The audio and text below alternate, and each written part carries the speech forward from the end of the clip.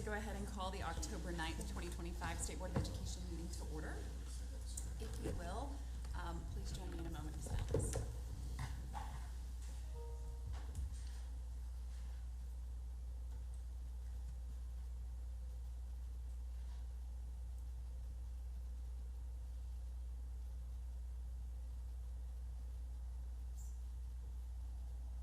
Thank you.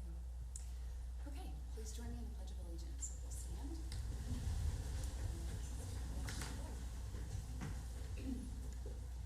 I pledge allegiance to the flag of the United States of America and to the republic for which it stands, one nation, under God, indivisible, with liberty and justice for all. Okay, we actually have a special treat. We have a choir from Bryant here to sing our national anthem for us today. And we also have a student from the ASL. Is that correct? That's going to sign for us as well.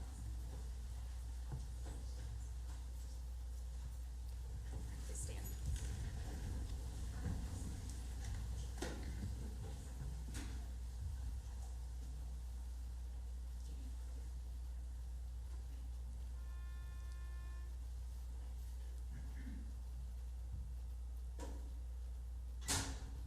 Oh, say, can you see by the dawn's early light what so proudly we hailed at the twilight's last gleaming, whose broad stripes and bright stars through the perilous fight o'er the ramparts we watched were so gallantly streaming. And the rocket's red glare, the bombs bursting in air, gave proof through the night that our flag was still there. Oh, say does that star-spangled banner yet wave for the land of the free, the land of the free, and the home of God,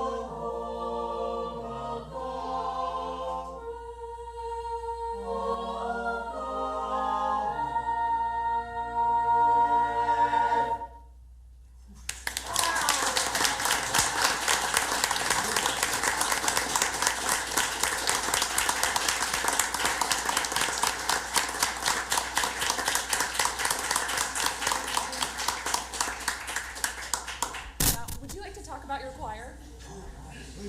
I would love to hear more about them, please.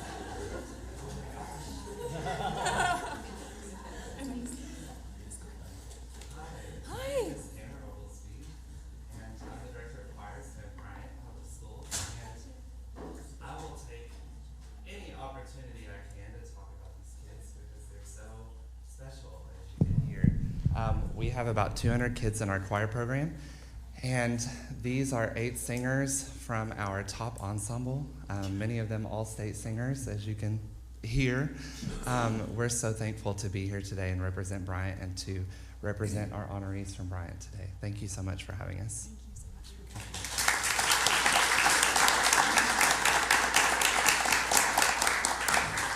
coming. Good morning. I'm here from Parkview High School, and I brought the ASL 3 students who are seniors with 1 junior. And when we got the opportunity to come and sign the national anthem, it was so befitting because we were working on preserved sources, and the national anthem is one. So we had already had a unit on it, so we were more than prepared to come. And so I had Brooklyn Malvern, and she did the best.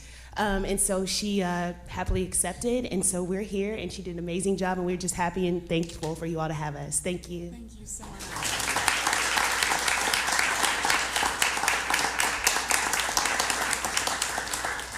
So just a little tip, we're going to start doing the pledge and the national anthem at every opening of the state board meeting. So that was incredible. That's how I want to hear it forever, the way that you guys say it. So now I will turn it over to Stacy Smith for special recognition.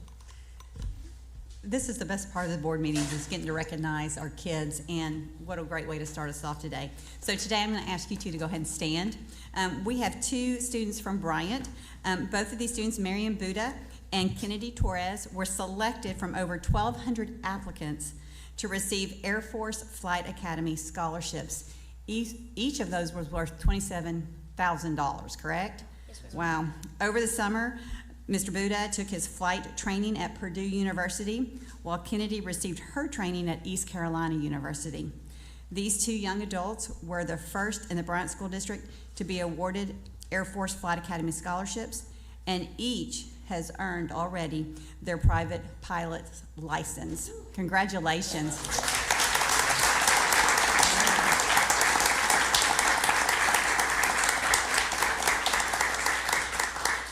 I'm sure our board would like to hear from you and hear a little bit about your experience.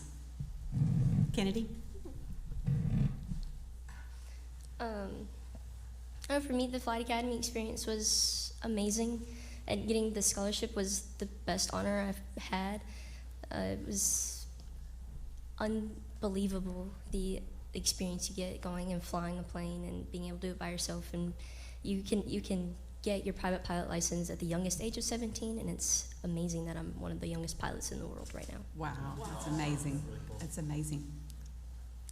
How touching on what Kennedy said, getting the scholarship was a great honor, especially not just for me, but opening my career fields up into the world, going out there and see what opportunities are there to learn.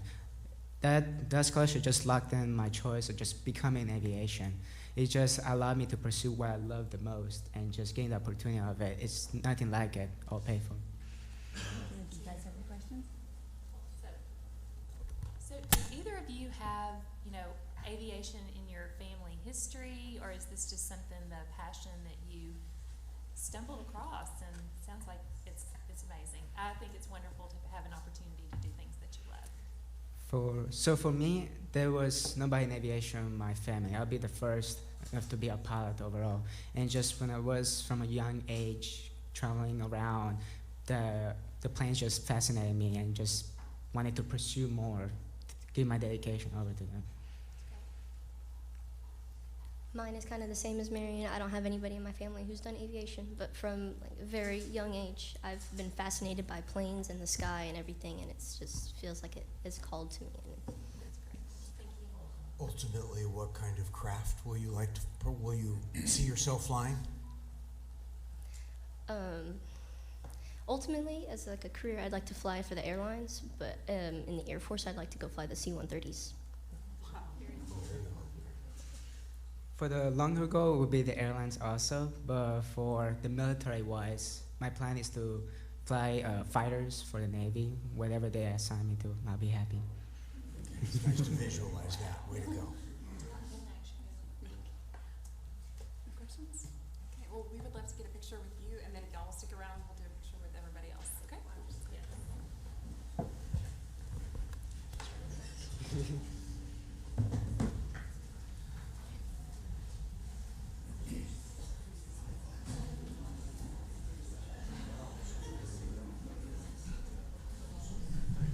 Good morning. I don't know if anyone can hear us, but y'all are muted. We haven't been able to hear anything.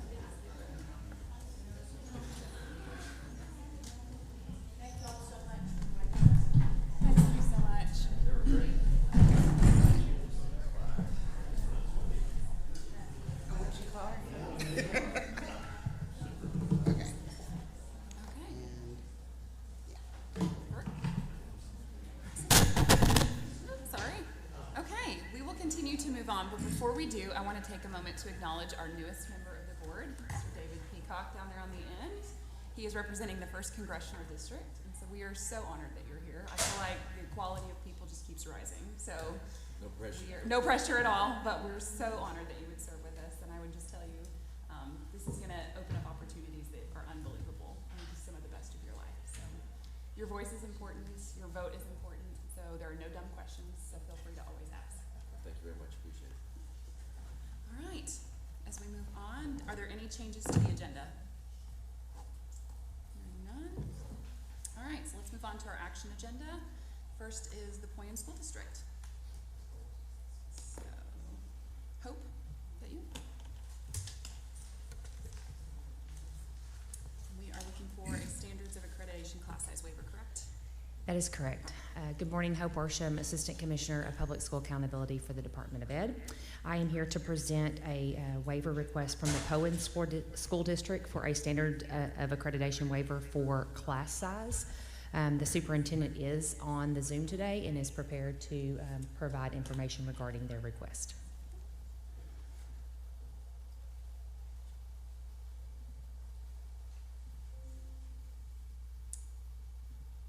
Good morning. Good morning. I don't normally look like this. I just want to go on the record. This is homecoming week. So today is dress your favorite TV or movie character. So obviously on Wednesday Addams. Normally I look a little bit more normal, but we're having a great time today. So just wanted to start with that so y'all wouldn't go, let's forget about the waiver and boot this crazy lady out. So, you know, we have a purpose. So Thing and I are having a great fun day.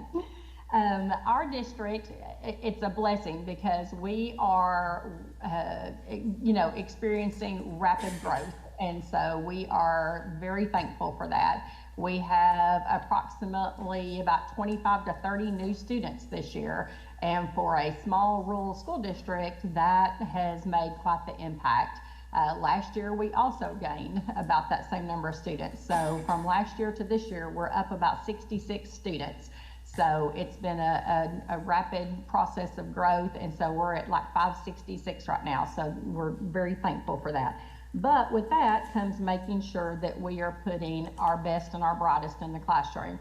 We're also very fortunate because letter grades just came out, and our elementary and our high school both A letter grades. So we want to make sure that we are maintaining that consistency and that high level of engagement and instruction for our students.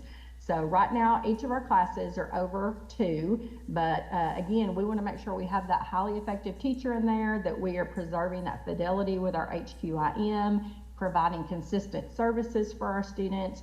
We already had a part-time paraprofessional that helped in the 2 classrooms, and for right now, we've already added another full-time, so it cuts down on that student-teacher ratio.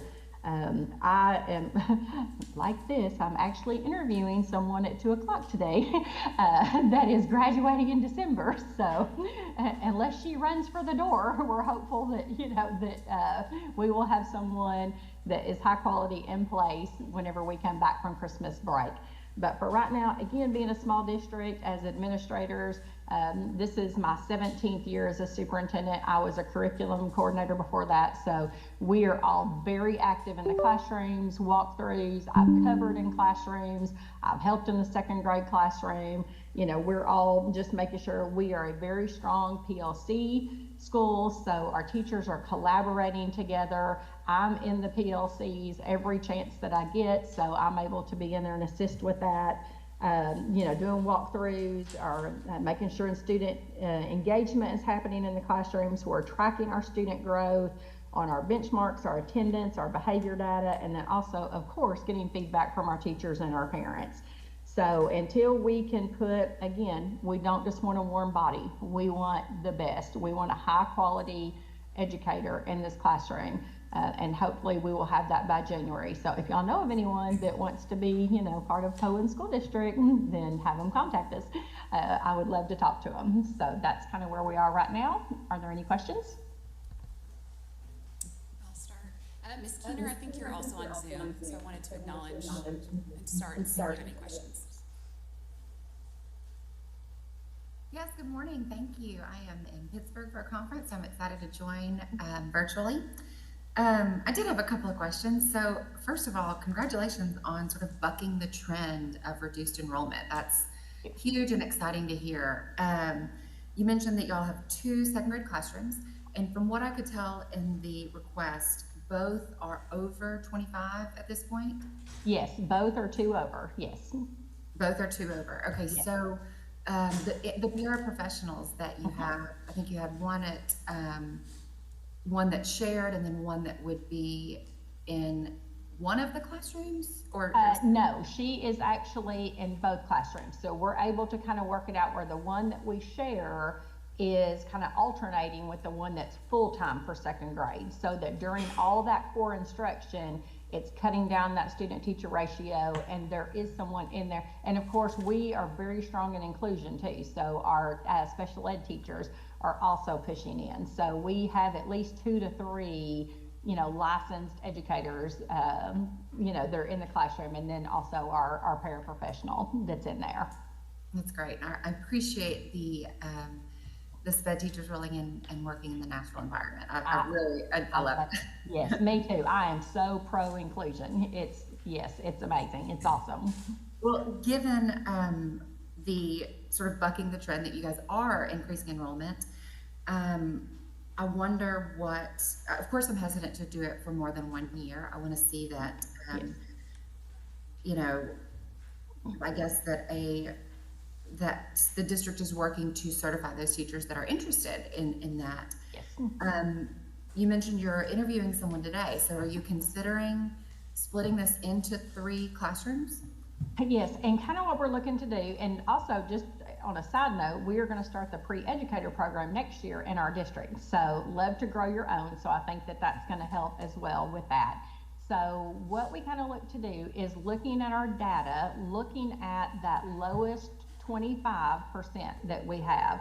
What we're looking to do is to take that lowest 25, which would be probably about 8 students, and actually make a classroom with them, so that that teacher, who will be a brand new teacher coming in, but also working with the paraprofessionals, they can do a little bit more intensive, breaking into even smaller groups and doing some individual assistance and stuff like that. So just kind of pulling that lowest 25%, so it'll make it a smaller classroom. It's less, flipping over the apple cart halfway through the year, because that can be challenging for students.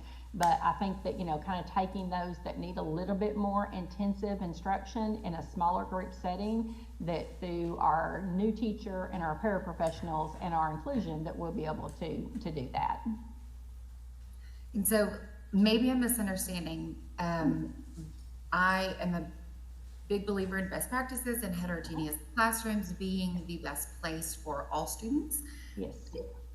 Explain a little bit more about isolating those that are performing at the lowest 25% in their own classroom. That gives me pause. Maybe would not be isolating. They will still, everything else will be part of that. We just want to be able to provide more intensive instruction for them. So, I mean, they're still right there in the building. They're still, lunchtime. They're, activity times, music, PE, all that kind of stuff. Everything, all the same. But all we want to be able to do is just to provide more intensive support for those students in a setting. So, again, sometimes in the classroom, when you have some of your students that are, in that lower percentile, and if you have 25 in the classroom, and then you've got your students that are kind of, right here in the middle, and then you've got your, your higher achieving, your GT students, it's hard to differentiate with everything and teach to every level. So if we're able to take some of those students that are struggling more, put them in a smaller group setting with that additional staff, that licensed teacher, paraprofessional, the SPED teacher pushing in, then we're able to provide more intensive support for them that we might not be able to do in a classroom of 25 that is all the way across the spectrum with, achievement level. So that we can, and no one would know. Parents, we're not saying, hey, we're picking your kid because this is where they fail. it would kind of be no different than like pulling out for RTI or something like that, where you're just providing that more intensive instruction in a smaller group setting so that we can help those students more and they're not left behind in a classroom of 25 with all the various ability levels. Yeah, I understand the reasoning behind it, but I'm wholeheartedly against that idea. Just understanding best practice and the role of the teacher as differentiation being a core piece of that job. And I wonder if you're proving the point for the need for an additional certified teacher to split into 3 heterogeneous, mixed delivery sort of rooms. And that's all I have for now. Definitely entertained. We were just trying to look at doing a smaller group setting so that we could provide more intensive services for those students that needed it.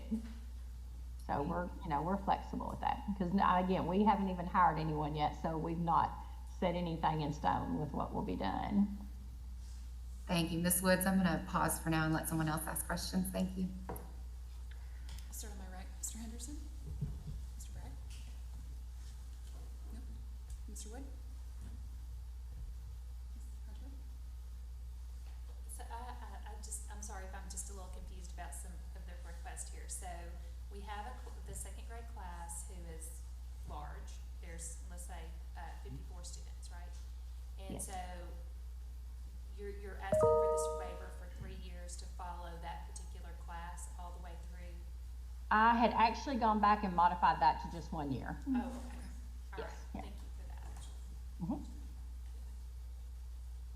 And again, not to go back to what Ms. Keener was saying, but your mindset at least is for this third teacher, whoever he or she may be, to follow this class.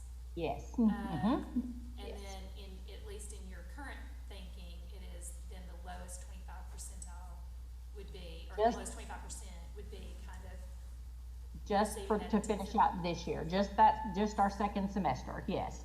Oh, just the second semester, so that Yes, would not be yeah. following them into third grade. No, this is just for this year to focus on those, and just in that second semester, where we would have that full-time teacher in and hired, just to assist more intensive with students in the second grade. Because again, the next year is third grade, and we're looking at, what happens with third grade promotion. So, trying to provide that additional support next semester, just that one semester, for those students that are right there and kind of need that additional push, that smaller group setting and so forth. But when they go into third grade, we will start the year with it just being split between the 3 teachers like just we normally would, nothing different. Okay, thank you.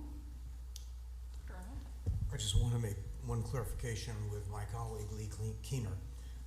So when it was clarified that this was just for 1 year, do you still retain your point of view? Thank you. I appreciate that. I still very much disagree with the idea of separating based on achievement.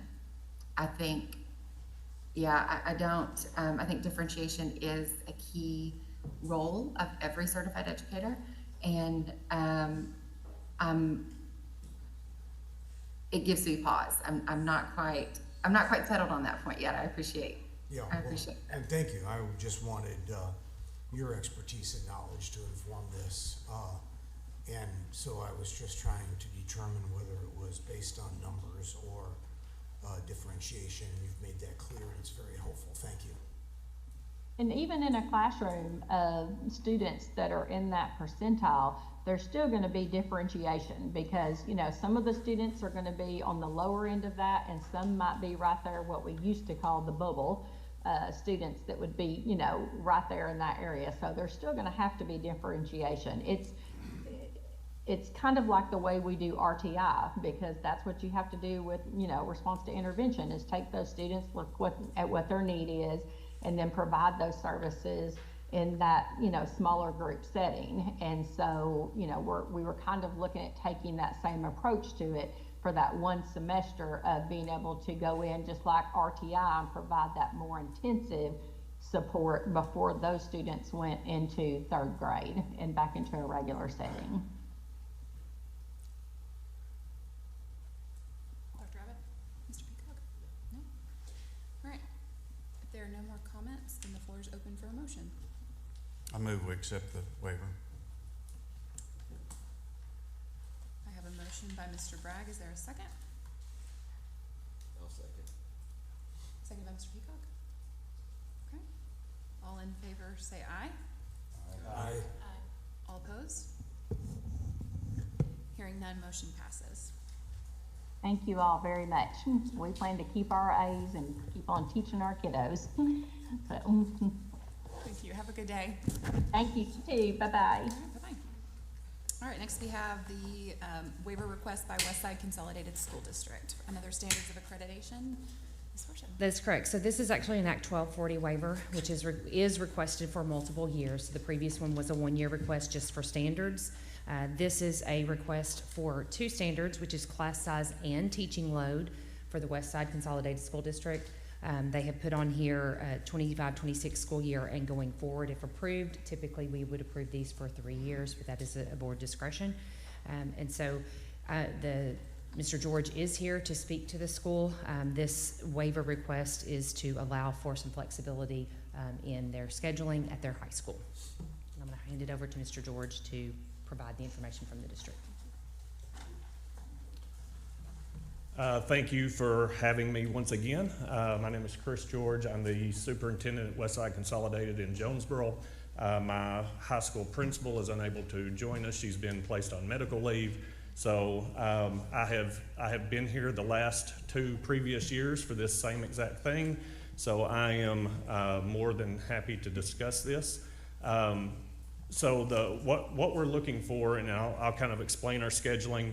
But what we're looking for is a piece of the overall process of our professional learning community scheduling to make sure that we have additional opportunities for students to get enrichment and interventions. So Ms. Dean actually made this, and I will try to follow some of that, but I have some of my own things. So again, it's a 1240 waiver looking at Arkansas Connections Academy, the ability to do this. It would apply to our 8th through 12th grade students. And again, 25-26 year going forward. The last 2 previous years, you've approved a 1-year waiver and asked me to come back. I had hoped to have done this in July of this year. We had some miscommunication on whether or not I would need this waiver anymore. Once the accreditation hit, showing that I had my 2 teachers that we'll discuss later, that they were flagging, we went ahead and set this up to come back to you. So again, it's to enhance student learning. It's to have this innovative schedule that we've had running for the last 3 years. And as I said, this is a part of the bigger piece. So a few years ago, I guess in 2023, like a lot of schools, we jumped off headfirst into the PLC processes.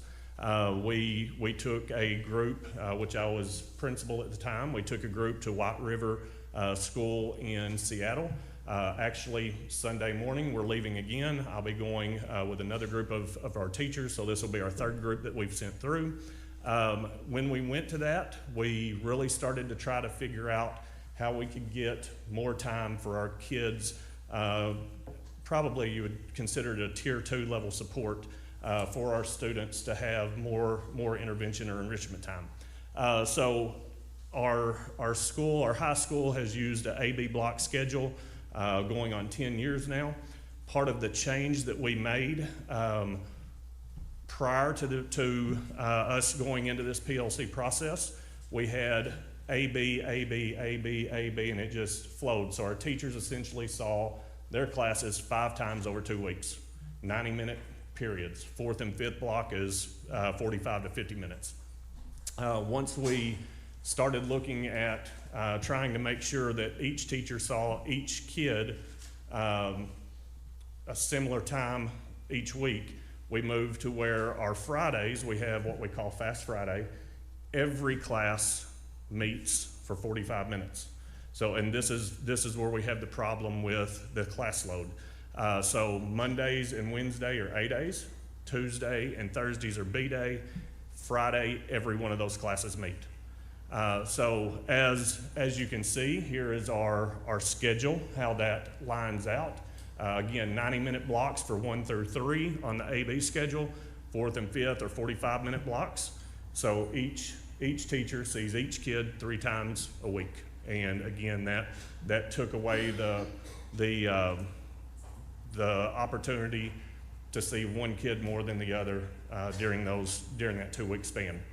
On our Fast Fridays, a lot of our teachers, and this is kind of modified over the last few years, the original intent was on the Fridays that our teachers would give common formative assessments. That way they could have time to meet on Monday, have Tuesday and Wednesday, and the original plan was intervention days. Last year, listening to our teachers, we slowed that process down because it was moving a little bit fast. Most of them still do the common formative assessments. They all have their scheduled meeting team time throughout the week, but we kind of let them pace out when the common formative assessment would be more naturally for them. So the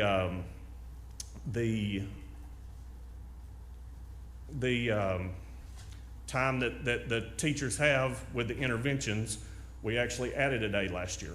So we went from 2 days of interventions enrichments to 3 days intervention enrichment. We also had Capturing Kids' Hearts. We moved away from that this year because we're pouring all of our resources into the interventions and such. So currently on Monday, they have homeroom during a 30-minute block, 9:30 to 10 o'clock. In those, they will get scheduled up on RTI. The RTI Scheduler is the program that we use. Teachers can talk about grades. We can send people to specific classes if if they've got some zeros or not handed in type things. But then on Tuesday, Wednesday, Thursday, we have the intervention blocks, the enrichment blocks, and then on Friday, we do not have those. Every class meets, so we lose that 30 minutes of block time. My teachers, the class load, I do have 2 teachers, and this has been the same 2 teachers for the last couple of years. They are well aware of them being over, but they have this year, my art teacher, senior high art teacher, is 42 students over on Fridays only, and my computer science teacher is 19 students over, the 150 cap on Fridays only. Important to note, they never have more than 30 students in a class. So we're working with that baseline, but because we are meeting 2 different schedules on Friday, they bleed over a little bit. This waiver gives us the flexibility to continue on with the innovative schedule that we've tried to put together to continue to have our kids get this extra time. The blocks, again, 90 minutes, 4th and 5th are 45 minutes. On wherever their team meeting is throughout the week, they're using the data from the CFAs, they're using the data from their formative assessments in class to make decisions on who needs to come to these intervention times. Now, I don't believe it got in your packet, but over the course of 3 years, let me find my packet. Over the course of 3 years, we've tracked how many sessions that we've had from our RTI scheduler. This particular year, of course, we're only in October, we've had 827 sessions that have been made by teachers that students have the ability to A, enroll themselves in, or B, the teacher pulls them in. There's open and closed sessions that they can kind of run with that. Last year, there was 3,710 sessions created. And the first year we did this, there was 2,721 sessions. So a total of over 7,000 chances for students to get into places they needed to be at to help with some things. Of course, in our time, intervention time, say the math teacher, she may pull 5 kids in there. We don't want a large environment. Our non-core people they're gonna have more kids. Say my art teacher, he may pull in 25 people because, number one, he's popular. Kids want to flock to him. But number two, they may have things that they're working on that's a longer paced assignment that they're able to get some extra time. So we've had great success with that.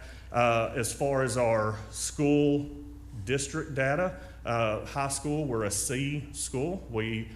Before COVID, we had 2 years at a B.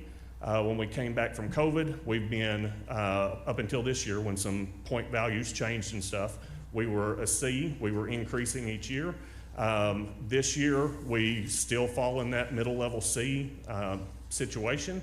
We believe there are some coding things on our end that will help our score. I know there was the update last week that came out. I believe we went up, a state average was like 5 points. Our score went up 9 or 10 points in that. So we are really have the focus on student achievement. Again, we are offering enrichment sessions here. So I want to point out that our AP scores over the last 5 years, this past year we had 54% of our students that took an AP test qualified with a 3 or higher on that, which is, last year was 39%, the year before was 28%. So we are seeing some gains in our AP scores as well. So it's not just in that area, but that is a visible place that we can look, that we do see that there's some success that is coming with this.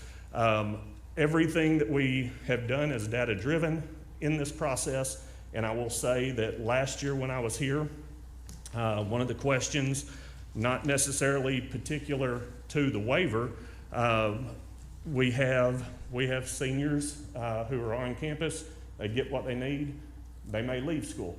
The board asked, do I have data for that? At the time I didn't. And I wish I had this year's data, but as I said, my principal did not get that before she left. But my data for seniors, and this is in the 24-25 school year, asking, do you have a modified schedule? Essentially, can you leave early? Do you have to be here each block of the day? 81% said they had a modified schedule. 18% said they did not.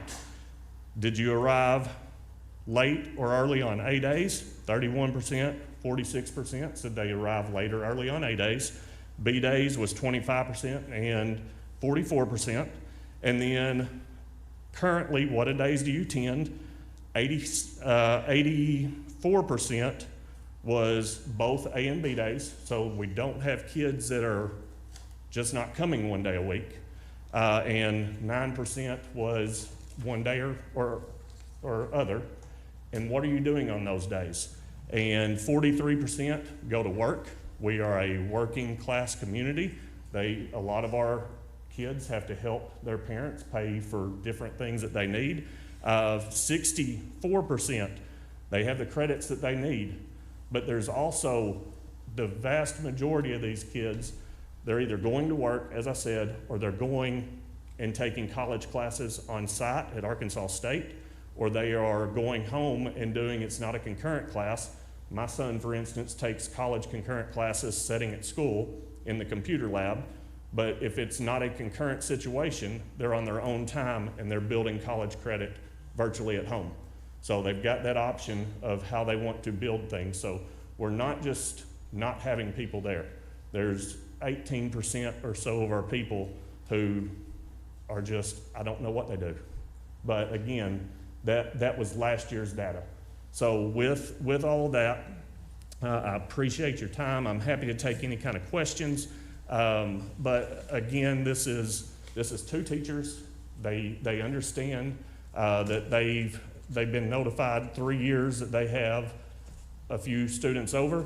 These are not core classes that are over. And again, this has really worked for us to be able to ensure that every student sees their teacher an equal amount during the week. Thank you. Yes, ma'am. I'll start on my left this time. Mr. Peacock, do you have any questions?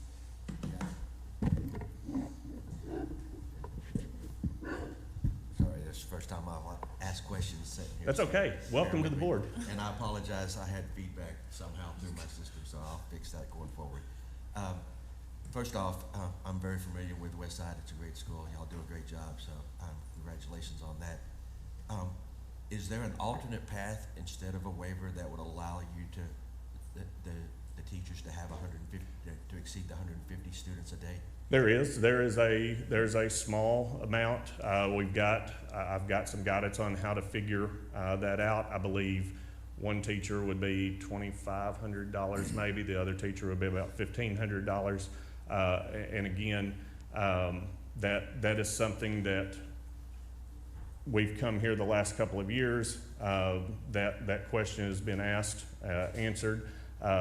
It's a piece of our larger thing. And I will say, as I mentioned, I tried to get here in June, July of this year. And if the board, your position is not to approve this at that time, we could try to make small adjustments and that type. We can do a financial adjustment at this point. But it is something that I know that these teachers have had the conversation before, and they're not over their 30. So that seat still has a rear end in it, the same amount of time, over 90 and 45 minutes over those two classes that come in. Just on Fridays, it happens to have two rear ends, twice on the 4th and 5th block, and that's kind of where we get put over at. So does the additional compensation present an undue hardship on the school district that would lead you not to want to do that for the teachers? Not necessarily, no. And again, just as this is your first time on the board, this is my first time as superintendent. So I'm getting that picture this year as we go. Again, we have been very financially lean throughout the years. We are just starting a $15.2 million building addition to our high school that we had to put off a few years ago because we didn't have the money to do. We thought it was going to cost one thing, it was going to cost another. However, we are doing that with our money. We're not asking patrons to kick in at this point, and that will come down the road for other additions. But we just, as a district, we've really tried to be financially lean so we can do things for our students. And again, this is a possibility that we could do. And you know, as the waiver asked, I wish we could do this without having to come back next year. I'm happy to keep coming back. I'm happy to go another route if we need to, and that would have been really easy in July. But this way to do it, we could still do at this point. Okay, thank you. Yes, sir. Dr. Abbott? No? Dr. Arnold? So the issue is that the community really endears Fast Friday, and I understand the 30 count. Mm-hmm. Tell me again the exact count on Friday. What is it? So on Fridays, our art teacher, I guess 42 students over, so 192, and again that's never more than 30 in the class. We just mix the time up to where two different classes come in there, so he gets overloaded. Again, popular teacher, everybody wants him. It's an elective, so quite often, sometimes we have to push kids that direction because we have nowhere else in the schedule. The computer science teacher was at 19 students over. Now this was actually before the October 1 numbers. I did this a few days before that just so we could get this presentation turned into the board, and I had my information set. So it, you know, the basketball coach, nobody worries about how many students, or the football team, nobody worries about the number of students. They want more students. Football team needs more students. Same thing with art. He wants more students. He wants to expose the kids to this thing that he has going. Computer science, you know, that's, everything is pushing towards computers at this point. So that's why from 8th grade to 12th grade, and we only have one computer science teacher. So again, this we bleed over just a little bit. There was the first year that we came, there was an opportunity. There were a couple of core teachers. We self-adjusted on some things to make that not happen. But again, these are places kids want to be at. Okay, so, and I'm just gaining information, so Yes, sir. thank you for your transparency. So one teacher has 192, the Yes, other sir. 169. Yes, sir. All right. And so, how do the teachers feel about this? In the past, like I said, I've had the personal conversation with them 2 previous years, just saying, hey, you understand you're over the limit. And again, they were fine with that. I did not have that conversation this year. Quite honestly, I'm not sure that my high school principal did, but I don't have that information. Wow, I really appreciate your Yes, honesty sir. there. And then lastly, I think the intent of Friday is personalization, you know, with the, why it's structured that way and the catch-all purposes of the day. So I'm not trying to squeeze you at all, but it just stretches my imagination to see more personalization with these high numbers. Right. But what's your impression as superintendent? Are those personalization objectives accomplished or accomplishable with these numbers? So the personalization comes more in the intervention enrichment. So that's Monday through Thursday. The Fridays is to make sure that every teacher sees their students an equal amount of time throughout that week. So you talked about community. Yes, our community likes that. I don't care if my kids go to college. I don't care if they go into the workforce. I don't care if they go into the military. If they're going to work at McDonald's, I want them to be the best hamburger flipper McDonald's has and then go be the manager. I have preached that to my students my entire time as high school principal. And in some of these sessions that we have community members who come in and they're providing work-related sessions. We have colleges that come in and provide those work-related sessions to give kids exposure to the things that they may not know that are out there for them. The Fridays where that really helps us we have a snow day on a random day during the week. You don't know what day is your next day when you come back, because it's like, do we pause it? Do we say it's a B day? Do we say it's now? You know, Mondays and Wednesdays are A days. You know, Thursday and Tuesday are B days. And you know, if you come on Friday, you have every single class. So that has really helped parents out. That has helped students out, being able to figure their schedules out, especially new students into the district.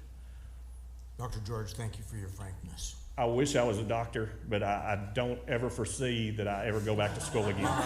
I'm there every day, and never say never, but I do appreciate that. I'll go with Chris then. Yes, Chris, that works. I've heard much worse. Ms. Hunter? Yeah, so, I remember you, Mhm. and I remember this whole conversation. So the way it's a throughput issue on Fridays for these couple of teachers, I understand that. And that really doesn't bother me because, they're not, like you said, the classrooms individually are not oversized. I do continue to how are we really measuring this kind of non-traditional approach that you're taking? I mean, I know there's a lot of schools that do the AB block scheduling, but this is kind of a hybrid in a way. And, are we seeing, you said you were a C school, and, are we seeing real growth in your students? So as I said, previous to this year, and now we're on a new scoring rubric, and I was actually pushed into duty. I was in Hope's standard settings in Little Rock last spring. My assistant principal was supposed to be there with medical issues that she had that is related to this. She could not attend, so I was there to be able to see how that was built and to see the wide variety of thoughts that were in the room. But we have been progressing each and every year, and then now we have a new ball game that we're playing. We have some miscoding things, ROTC. Love the ROTC kids that were here. Air Force ROTC, that's what we have. They had their first 2 pilot people. We've had 5 that have been able to get that designation over the last several years, and it's amazing. But some miscoding when we start talking about the merit and distinction on the diplomas. There's some things there to clean up that's going to bring our grade up. But all these interventions and all these enrichments. And enrichments, as I said, you can see some of the scores that we're having in our upper level kids, that they're getting more exposure to, you know, it's not just we're bringing in the kids that need help, we're trying to push kids further ahead as well. So we catch that in our AP scores. And I will go on record here, I do not believe that a score is an indicative of the students that we have. Our teachers work hard, our students work hard, our parents are great. It is what it is. We will continue to try to increase that score because we're competitive. We don't like seeing a C. If my son brings home a C, you can do better than that. We're at the bottom of a mountain. We're continuing to try to find ways to climb up that mountain, and this avenue helps. And again, all of our resources we're throwing into PLC. I'm about to go to the Solution Tree building to be with some of my teachers there.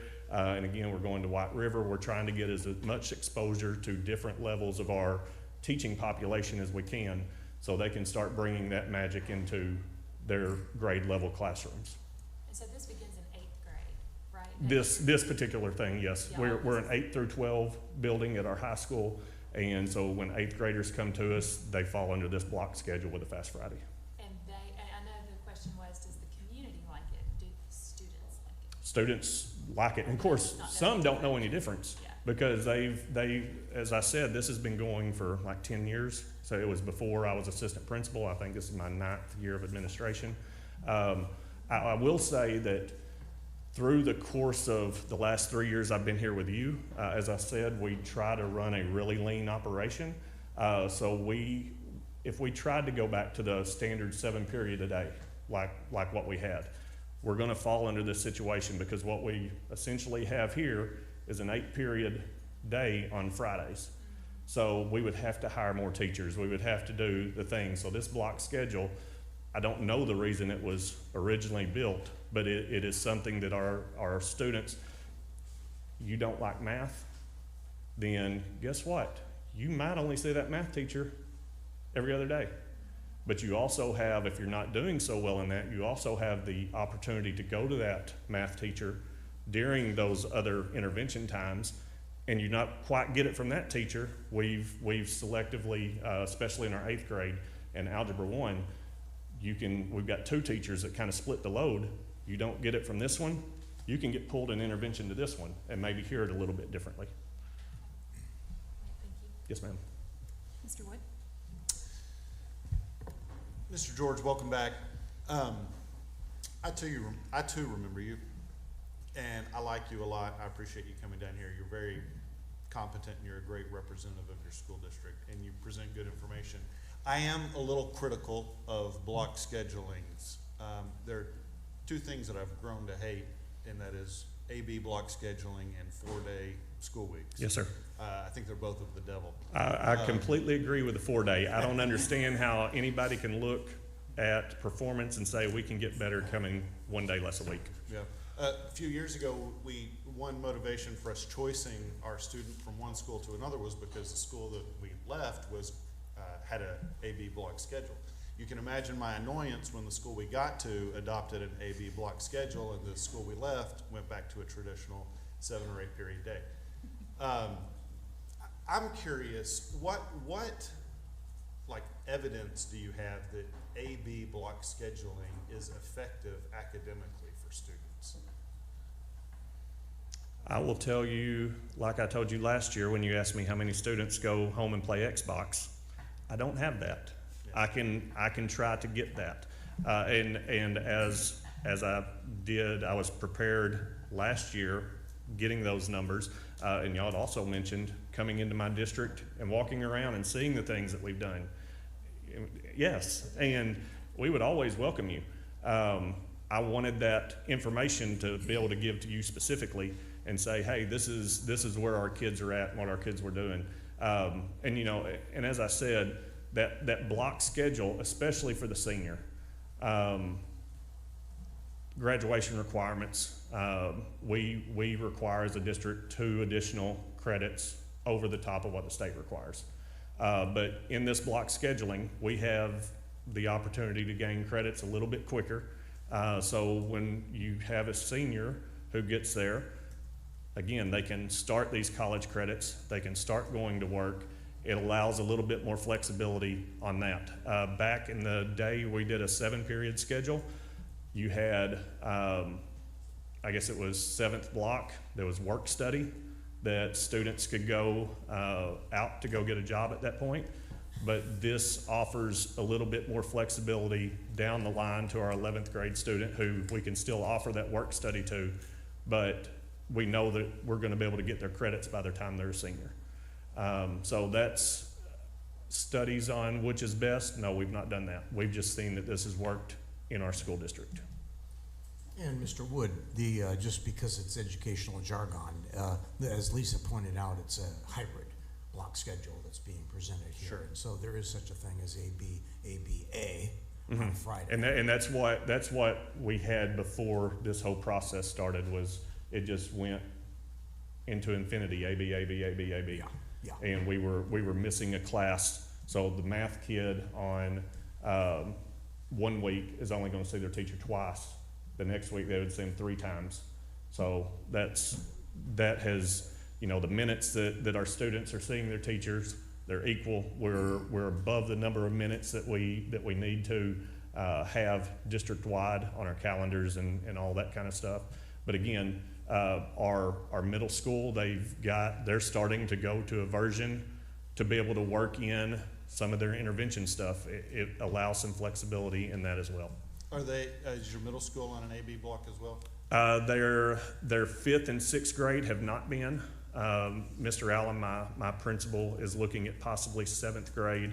And of course, we're also trying to look at bringing the acceleration pieces to our students. So right now, high school level, we've only had Algebra 1 available to 9th graders. Next year, we're pushing it back down to 8th grade. That's, credits for 8th graders traditionally for us. I don't know about other schools.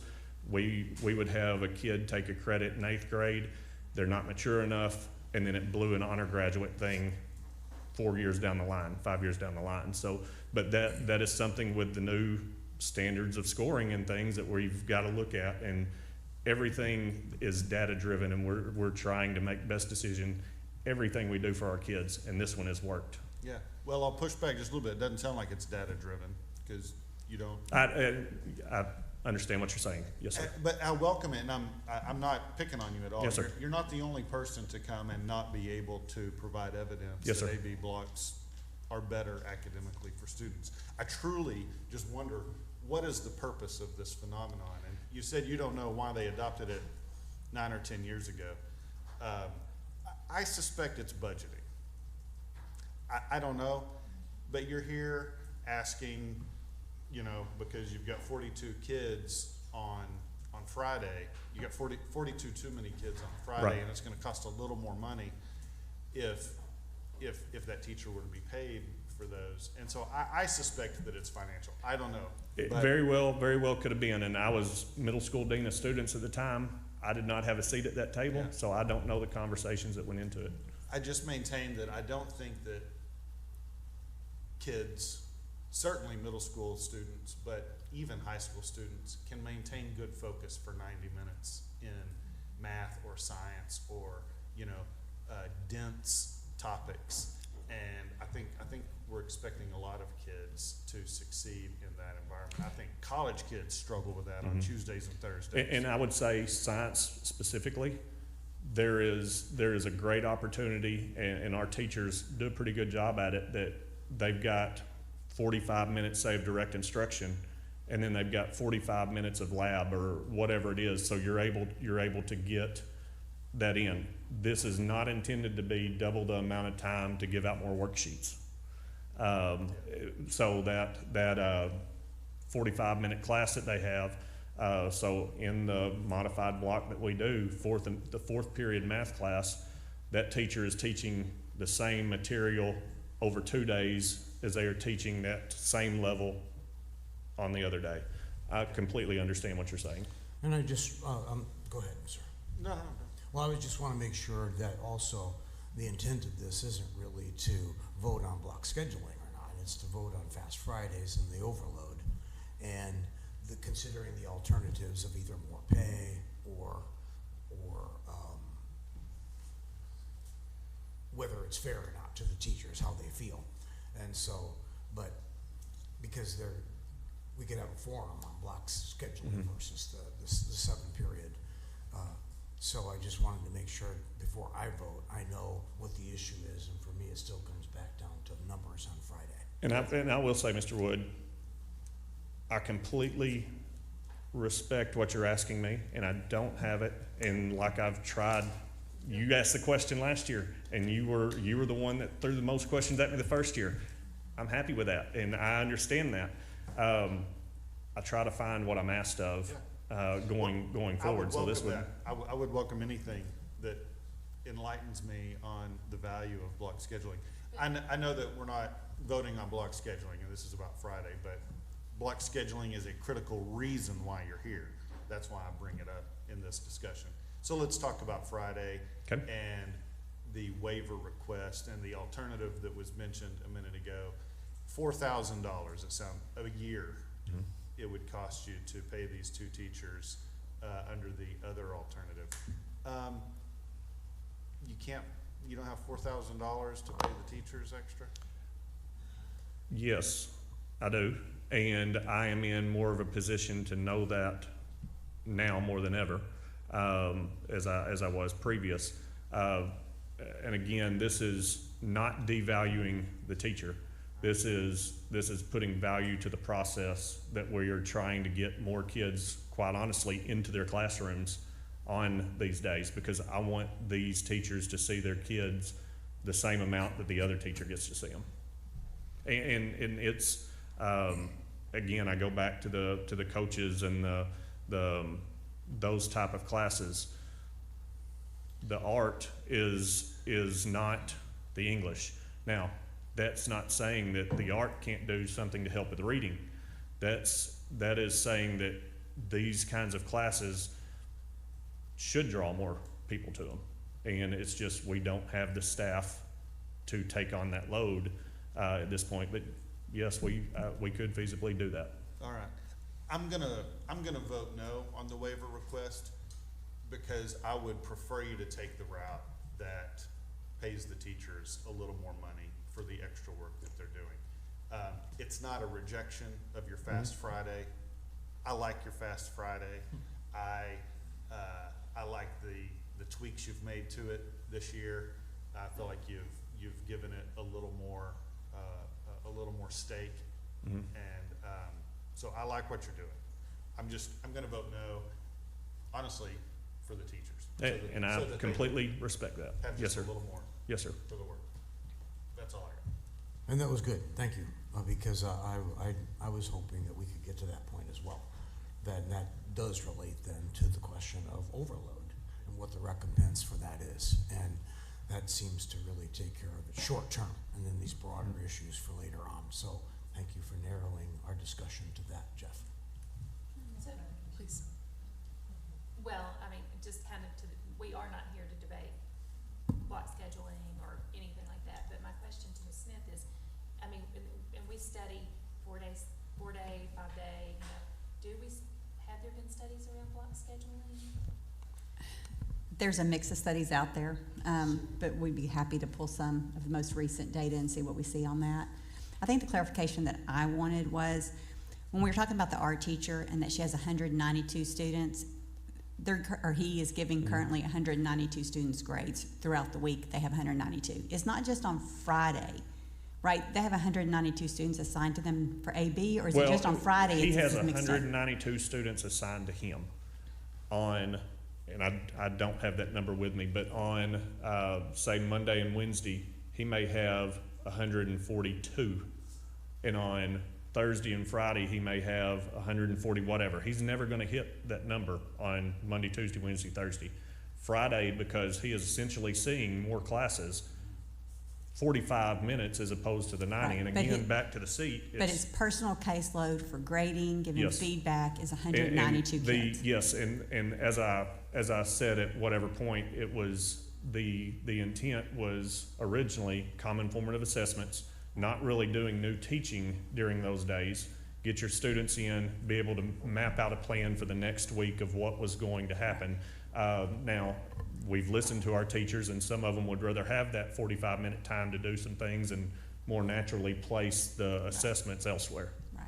No, thank Yes. you for that. Yes. I've just seen it where they had Fast Fridays or something like that, and your arts and your computer science and things were used as enrichment, and additional kids were being placed. But Mhm. this is their, This is the his- actual class. This is his Right. caseload. Yes, yes, ma'am. Okay. Mr. Wright?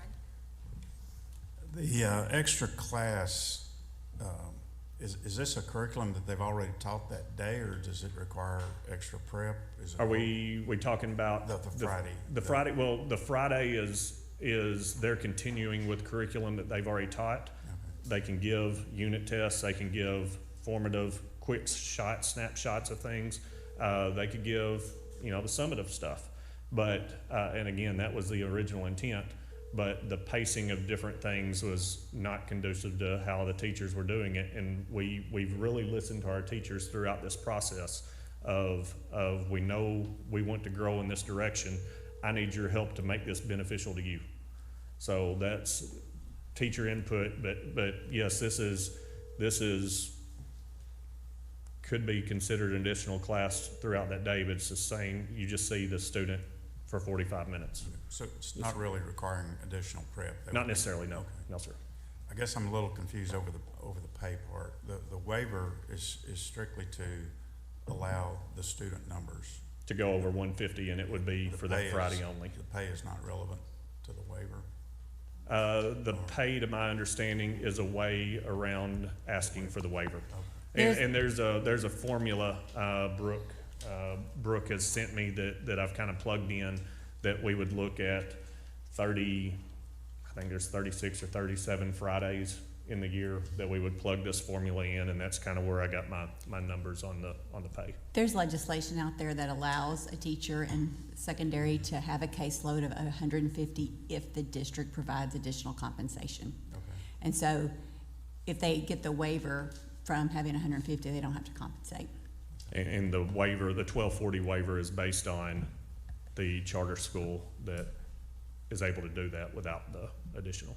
So whether you paid them or not, the curriculum and the time would all still be the same? We could keep it the same, and honestly, going forward to next year, if we're allowed to do this, we can make some changes on our end, and it may be kind of how we did the core classes, that we selectively tried to limit maybe some numbers that got placed in there, so we didn't get this. We could look at it on these two particular classes. Again, it's these two teachers every single year, and but again, I hate to limit the kid that wants to go be Bob Ross and do art, but you would have to cut down however many students per class to be able to make Fast Friday work without it.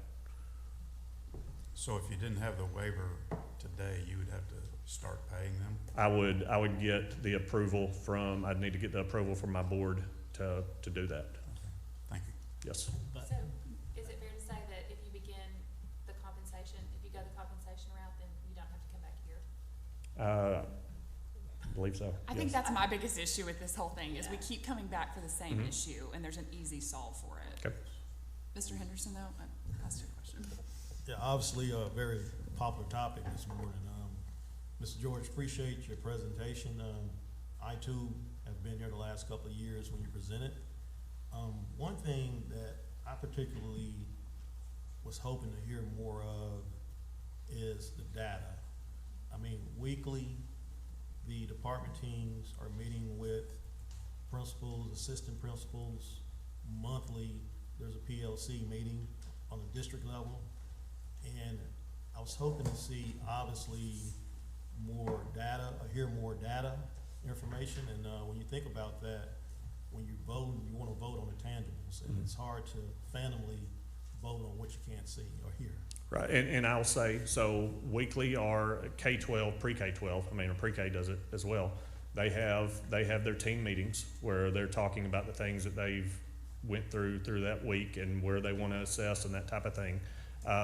Every other week or as needed, our district level, we meet and we bring some good things that are going on. Our principals bring the things that are going on in those. Our principals, assistant principals, they try to be in as many of these meetings as they can be in. I was at 2 yesterday. I'm as first year superintendent. My high school people know me, but I want to be in those rooms and hearing the conversations that our K through 7 are having. So I'm showing the value that we're placing on this as well. And again, we're building. We know it's not perfect, and we keep trying to take steps to make it as best we can. Ms. Keener, do you have questions? No? Okay. I'd like to call the question. Or motion, please. All right, so having no further comments, then I need a motion. I'll move to deny the waiver request. I have a motion to deny the request by Mr. Ward. Do I have a second? Second. Second by Ms. Hunter. All in favor of denying the motion, say aye. Aye. Any opposed? Hearing none, the motion is, the waiver is denied. And just to be clear, the concept is good. The delivery of how we make that concept happen is Right, we're not moving on your schedule. Right. So we're yes. just saying you don't get the Okay. waiver. That's all we're Okay, saying. great. I can live with Go that. back and do that. And truly, last 3 years, I appreciate your time and you hearing us out as we've tried to go through this process. Well, we appreciate you. I would Yes. actually like to come see you in your school. You're always welcome. Again, it's not perfect. We have our things that we could do better, but again, every decision that we're trying to make is for our students. Mr. George, I hope that today you said several times that your art teacher is very popular and students want to be in their class. And I hope this is an opportunity to present that to your local board, as this is a great teacher who's in demand by lots of students, and make the case for them to get the additional stipend for the caseload that they carry. It's not an opportunity to remove students from, but it's an opportunity to actually recognize that teacher and allow him to continue to do great things. So, Yes, thank ma'am. you. Yeah, I hope I was clear in my vote that the purpose was my hope was not that you would reduce the students in the class, but you would just pay the teacher more Correct. for doing Yes, sir. a great job. Yes, sir. Thank you so much. Thank you so much. At this time, Courtney, have they started over the Capitol? They are just about to start, so it's completely up to you all if you want recess and go. How long does it take us to walk over? 10 minutes? It's up to you. So they are getting started, like right now? I mean, if it's my decision, I say keep going, but, all right, let's keep going. All right, so then, our next is going to be the petition for the Ozark Mountain School District to close its Bruno Pyatt campus. Ms. Ford, I think you're presenting.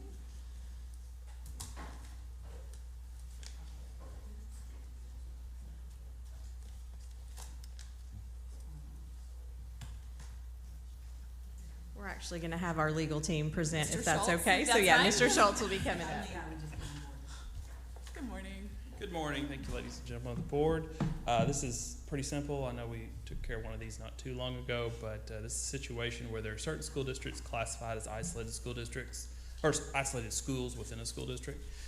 That district has voted, the district board of directors has voted to close with that isolated campus, and by statute, because there was one dissenting vote, this board has to ratify that decision. It has to be filed 30 days prior to the board meeting, which it was. That's why it's on this agenda rather than the prior one. And the standard, well, two standards. One, it can't negatively impact desegregation, which is not an issue here.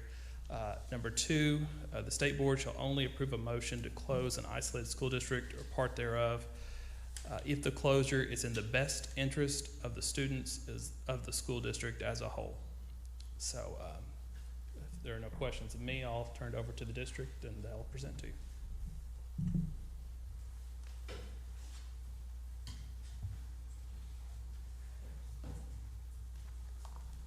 Good morning. Thank you all for allowing us this time today. I'm Jess Knapp, and I am too a first-year superintendent of Ozark Mountain School District. Accompanying me today are a couple of our board members, Mr. Travis Freeman and Mr. Andy McCutcheon, who are the president and vice president, respectively. So please allow me to initially provide a general overview of Ozark Mountain School District and some context for this request. Ozark Mountain School District comprises 4 schools: Western Grove Elementary, which has a population of 166 students, Ozark Mountain High School, which has a population of 241 students, and both of these are located at the same campus in Western Grove, Arkansas. St. Joe Elementary, which has a population of 85 students, and Bruno Pyatt Elementary, which has a population that's been reduced to 15 students. And the reduction in population is the general reason why we're here today. Just going to kind of summarize here. The consensus among a lot of long-standing district employees and stakeholders is this has been the result of several events, beginning with the consolidation of the schools in 1973 and culminating with the August 6, 2025 school board meeting in which the Ozark Mountain School District Board voted 6-1 in favor of closing the Bruno Pyatt Elementary campus. We're here to request this campus be closed, and we have a plan to integrate these students into the elementary schools as seamlessly as possible, transport these students in a manner that is as efficient as possible, and utilize the staff who are currently serving this campus. We're already taking measures to integrate and acclimate the students to the other elementary school within Ozark Mountain School District, primarily the St. Joe Elementary campus. And we're prepared to undertake the aforementioned process in a manner that's conducive to the holistic well-being of our students and that has our students' best interest as our paramount objective. I'll go now to kind of a historical overview. In 1973, the Bruno and Pyatt schools consolidated and the current building was constructed. In 2004, Bruno Pyatt, Western Grove, and St. Joe consolidated to form Ozark Mountain School District. In 2020, the high school basketball teams consolidated within the district. They were combined. In 2022, the Pee Wee teams did the same. And in 2023, our high schools combined to form Ozark Mountain High School. In 2024, our Head Start program closed at Bruno Pyatt. And as I mentioned, at the August 6th board meeting, the OMSD school board had voted 6-1 to close the Bruno Pyatt Elementary. We have had an enrollment decline over the last several years.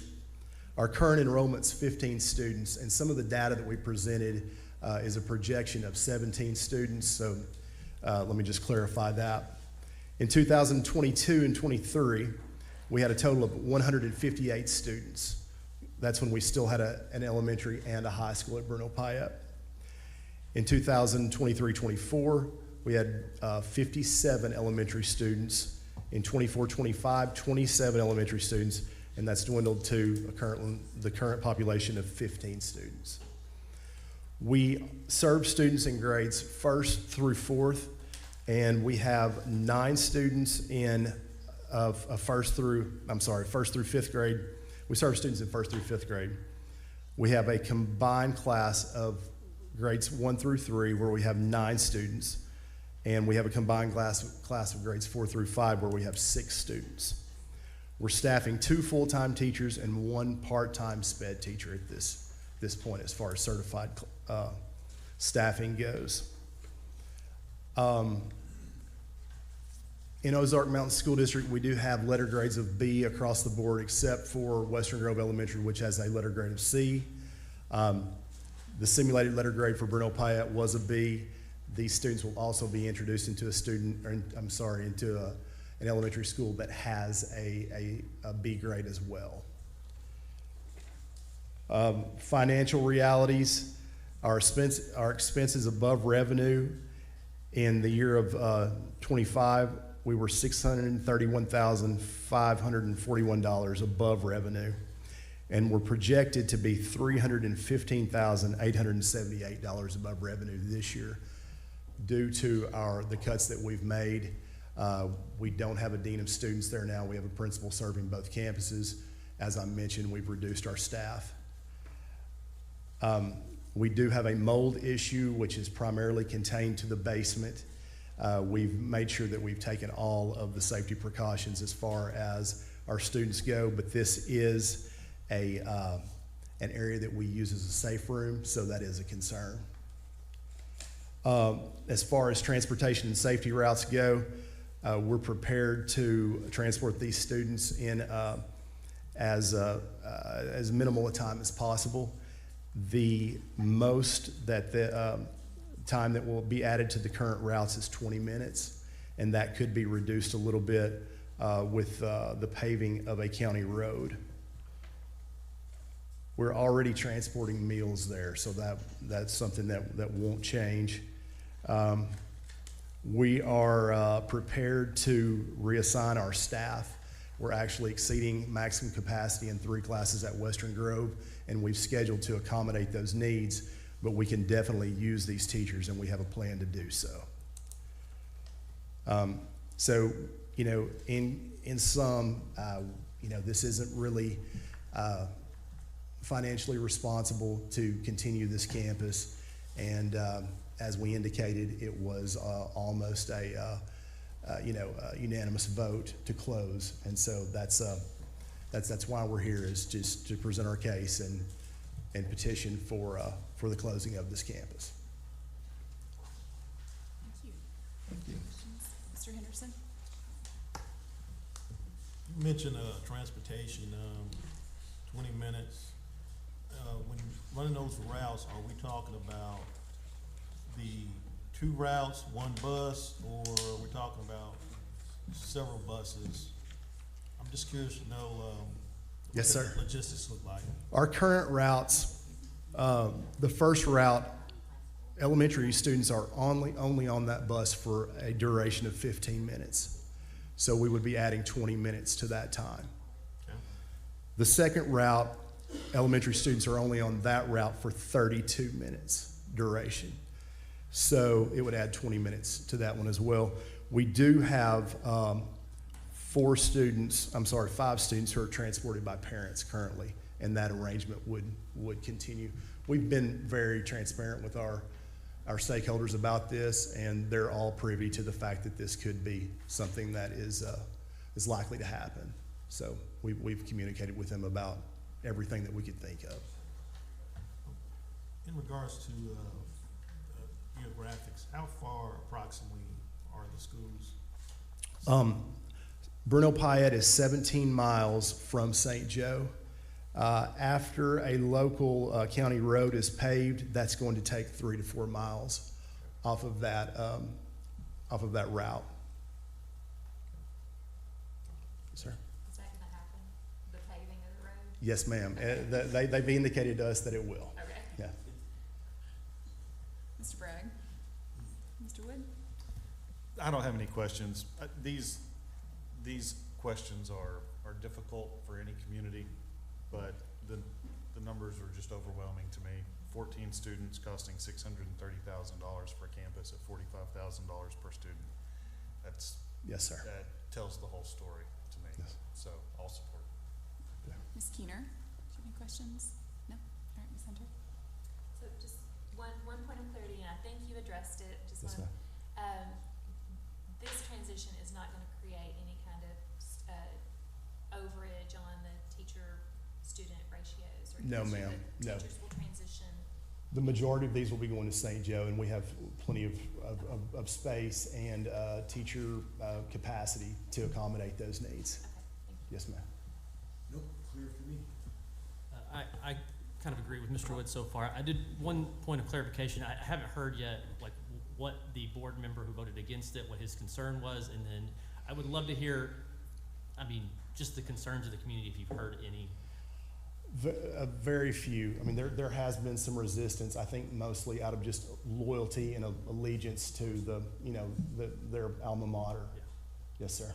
Did the board member live in either Bruno or Pyatt? Yes, sir. He represents that zone. Yes, he He or does. she. Yes, he does. I have a couple of questions. You talked about the integration plan for the students. Could you just elaborate on that a little bit, on how you're going to help them be comfortable transitioning to a new school in the middle of the school year? We've already taken some measures to do that. They've been attending our Terrific Kid assemblies and our award ceremonies, pep rallies and such. And also, last year there was a week-long period in which there was no water at the Bruno Pyatt School. And we experienced a similar situation this year. So they were integrated during that time as well. So, those are some measures that have been taken. Other than that, you have two pretty small, close-knit rural communities where everyone kind of knows everyone else, and we're all, pretty well acquainted with each other's students, including. Okay.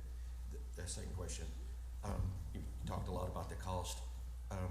What will be the cost? Is there a plan to sell the existing facility, or take it off the roll so that it's not a financial? We know that there are some regulations that we have to follow as far as making it available for a charter school unless we apply for a waiver. I've spoken with representatives from North Ark, from the Hospital Association, the North Regional Medical Center, and some other non-educational entities. There doesn't seem to be a lot of interest in it at this time because of the proximity of the location. It's a very rural location, but we're going to continue to look into that. Thank you. Yes, sir. Did you have a question? No. Oh, okay.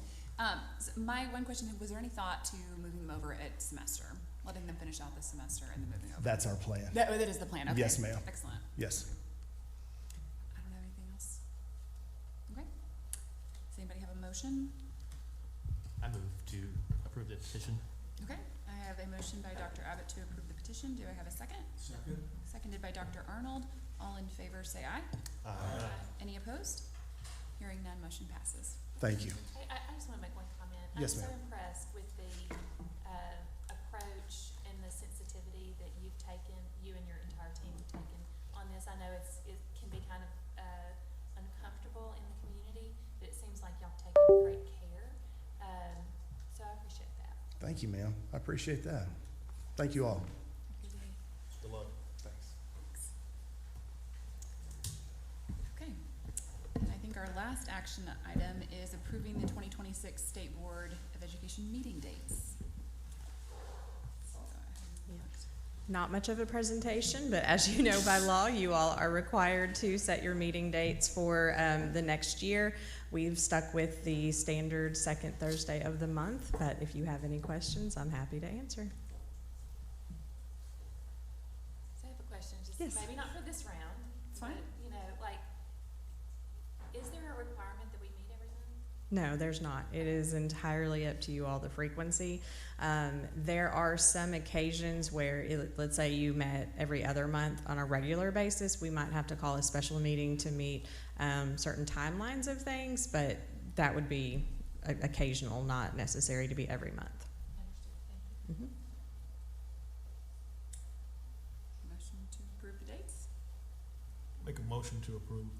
Okay, I have a motion by Mr. Henderson. Do I have a second? Second. Second by Dr. Abbott. All in favor say aye. Aye. Any opposed? Hearing none, dates are set. All right, thank you. Thank you. All right, we'll move on to consent, which there are none. No, just the minutes and. Does anybody have anything to pull from consent? If not, I will need a motion to approve the consent agenda. Move to approve the consent agenda? I have a motion by Ms. Hunter. Do I have a second? Second. Seconded by Mr. Bragg. All in favor say aye. Aye. Any opposed? Hearing none, consent passes. And I think at this time, that is the end of our action agenda. So let's take like a 5-minute break so we can get packed up and we'll reconvene.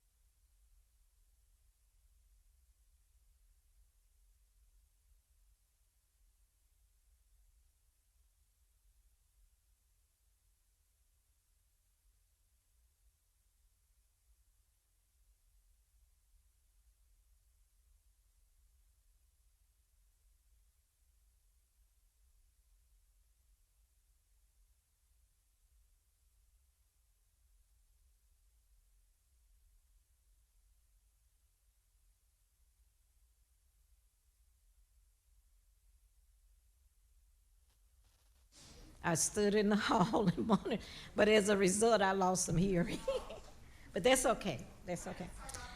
No, good morning, Arkansas State Board members, Deputy Commissioner Stacy Smith, Chairperson Adrian Woods, and all others present.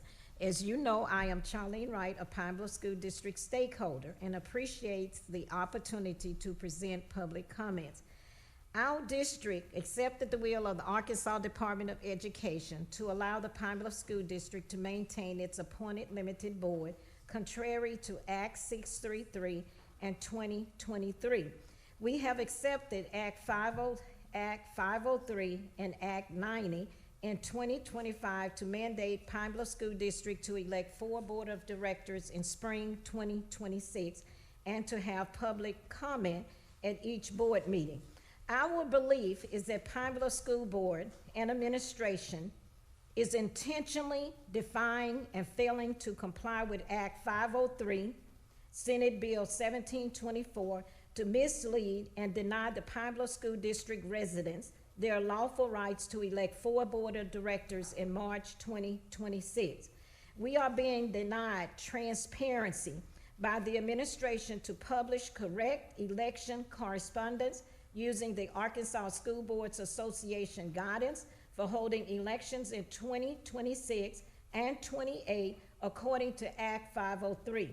We have been given 2 different tables that are non-compliant with Act 503 and the Arkansas School Board Association guidance. The last table omitted requirements of original appointments, elections, and original term expirations to mislead the Pine Bluff residents in their election and opportunity to run, and omitted the election of Zone 5. We have petitioned for our democratically elected board in the election of all 7 board members since our return to local control for an emergency meeting.